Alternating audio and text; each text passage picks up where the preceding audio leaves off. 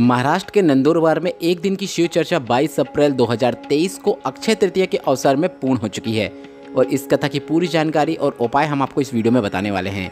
आज अक्षय तृतीया से जुड़े विशेष जानकारी और साथ में त्वचा रोग, सफ़ेद दाग हो या काले दाग हो जैसी परेशानियों से मुक्ति के लिए आपको इस वीडियो के अंत में एक विशेष उपाय की जानकारी भी दे रहे हैं, जिसे आपको कल मतलब 23 अप्रैल को करना है।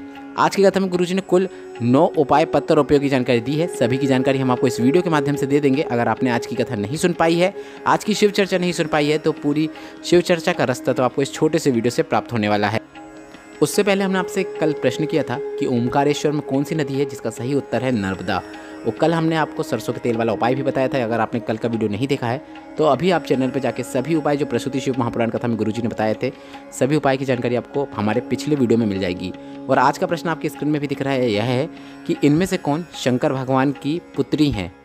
आपके ऑप्शन इस प्रकार है: ए जया, बी सती, सी प्रसूति। इस प्रश्न का उत्तर आप अभी कमेंट के जरिए हमें भेज सकते हैं। अब आज की शिव चर्चा की बढ़ते हैं पहली जानकारी की ओर। नंदुरबार में हो रही इस एक दिन की शिव चर्चा को करवा रहे हैं चंद्रकांत रघुवंशी जी। उन्होंने बताया कि उन्हें कैंसर जैसी खतरनाक बीमारी हो गई थी और भोलेनाथ के भरोसे रहकर ही कैंसर जैसी बीमारी पर विजय प्राप्त की है। इसके साथ ही उन्होंने आर्थिक स्थिति से कमज़ोर लोगों को जो अपना इलाज नहीं करवा पाते हैं, उनके लिए आदरणीय चंद्रकांत रघुवंशी जी ने हॉस्पिटल का भी निर्माण किया है। उसी हॉस्पिटल के उद्घाटन के लिए उन्होंने गुरुजी पंडित प्रदीप मिश्रा जी को आमंत्रित भी किया है और साथ में एक दिन की शिव चर्चा का भी आयोजन किया है। बढ़ते हैं आज की कथा की दूसरी जानकारी की ओर। कथा शुरू होते ही गुरुजी ने कहा, आज अक्षय तृतीया है और आज के दिन किया गया पुण्य, आज के दिन किया गया शिव नाम, आज के दिन की गई शिव पूजा, आज के दिन की गई शिव चर्चा, आज के दिन लिया गया भगवान का नाम अक्षय हो जाता है, मतलब जिसका कभी भी क्षय नहीं हो सकता। और साथ में संपूर्ण देशवासियों को परशुराम जन्मोत्सव की शुभकामनाएं देना चाहते हैं। बढ़ते हैं आज की कथा की तीसरी जानकारी की ओर। गुरुजी ने बताया, एक बेलपत्र का पौधा वह वृक्ष होता है, वह पौधा होता है जिसके अंदर 33 कोटि देवी देवता निवास करते हैं। और शिव महापुराण कथा में लिखा है, अगर भूलवश भी अगर कोई इस बेलपत्र के पेड़ के नीचे से निकल के चला जाता है तो उसे अश्वमेघ यज्ञ का भी फल प्राप्त हो जाता है। बढ़ते हैं आज की कथा की चौथी जानकारी की ओर। शिव महापुराण की कथा कहती है, जिसने दान, सत्कर्म, भजन, मंत्र जाप, भगवान का स्मरण में धन ना लगाया हो, जिसने अपना धन गरीब की सेवा में ना लगाया हो, जिसने अपना धन भूखे को भोजन कराने में ना लगाया हो, जिसने अपना धन धर्म के कार्यों में ना लगाया हो, जिसने अपना धन गरीब की औषधि के रूप में ना लगाया हो, तो इस बात को आप समझ लीजिए, उसका धन गलत कर्मों में, गलत जगह पे, मदिरा पान में, वैश्यवृत्ति में, जुए में, मांसाहार में लगना प्रारंभ हो जाता है। यह निश्चितता है। बढ़ते हैं आज की शिव चर्चा की पांचवी जानकारी की ओर। लताबाई जी पत्र लेकर आई, जिसमें उन्होंने लिखा, मेरे भाई की बहू का गर्भ धारण हुआ पर बच्चे की धड़कन नहीं आई। बच्चे की धड़कन नहीं आने पर डॉक्टर ने बच्चे को गिराने को कह दिया। इसके बाद बच्चा गिरा दिया गया।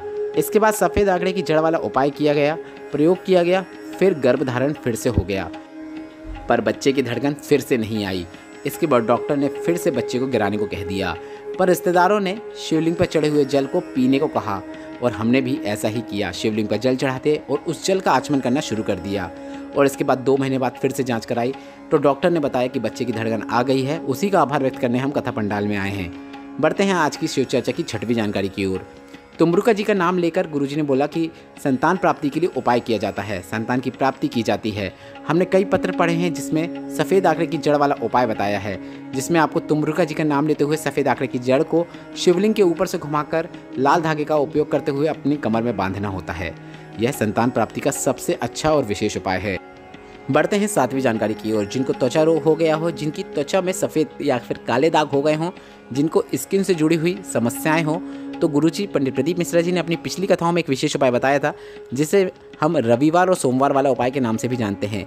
तो आप यह उपाय 23 और 24 अप्रैल को कर सकते हैं। आपको 23 अप्रैल मतलब रविवार के दिन अपने घर से ही एक तांबे के कलश से सूर्य भगवान को अर्घ्य देना है।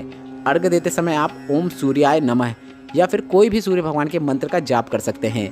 अर्घ्य देने के बाद आपको उस लोटे को, उस कलश को धोना नहीं है, उसे आप एक तरफ रख दीजिए और फिर अगले दिन उसी कलश का आपको उपयोग करना है। उस कलश में आपको जल भर लेना है और शिवालय में जाकर शूल टंकेश्वर महादेव का नाम लेते हुए आपको वह कलश का जल शिवलिंग के ऊपर अर्पित कर देना है। जलाधारी से नीचे गिर रहे जल का थोड़ा सा भाग प्राप्त करके आपको उस जल का आचमन करना है। स्किन से जुड़ी हुई कितनी भी प्रकार की समस्याएं क्यों ना हो, आपको लाभ जरूर देखने को मिलता है, क्योंकि उस जल में सूर्य भगवान का भी तेज विद्यमान हो जाता है। बस इतना ही करना है। आप यह उपाय 4 से 5 रविवार सोमवार करके देखिएगा। स्किन से संबंधित किसी भी प्रकार की समस्या में आपको लाभ जरूर देखने को मिलेगा। गुरुजी का बताया यह त्वचा रोग का सबसे विशेष उपाय है। बढ़ते हैं 8वीं जानकारी की ओर। बीमारियों से परेशान हो, आपको शुक्ल पक्ष की द्वितीया का चांद का दर्शन करना है, क्योंकि शुक्ल पक्ष की द्वितीया का चांद वह चांद होता है जो शंकर भगवान ने अपने सिर पर विराजमान किया है। और गुरुजी पंडित प्रदीप मिश्रा जी ने बताया है कि वैशाख के महीने में शुक्ल पक्ष की द्वितीया का जो चंद्र दर्शन कर लेता है तो उसे कई प्रकार की बीमारियों से मुक्ति मिल जाती है। तो आज 22 अप्रैल रात को आप चंद्र भगवान के दर्शन जरूर कीजिएगा और दर्शन करते समय आप श्री शिवाय नमस्तुभ्यम मंत्र का भी जाप करते रहें। बढ़ते हैं 9वीं और अंतिम जानकारी की ओर। गुरुजी पंडित प्रदीप मिश्रा जी की अगली कथा 25 अप्रैल से 1 मई 2023 तक होगी। इस कथा का एड्रेस इस प्रकार है: जयंती स्टेडियम, सेक्टर 6, भिलाई, छत्तीसगढ़। इस कथा का नाम श्री एकांतेश्वर महादेव शिव महापुराण कथा है। आज की कथा, आज की शिव चर्चा अगर आपने आस्था और आस्था चैनल पर नहीं सुन पाई हो और मेरे द्वारा दी गई जानकारी अगर आपको उपयोगी लगी हो तो वीडियो को लाइक करके कमेंट बॉक्स में हर हर महादेव टाइप करना मत भूलिएगा। श्री शिवाय नमस्तुभ्यम, हर हर महादेव।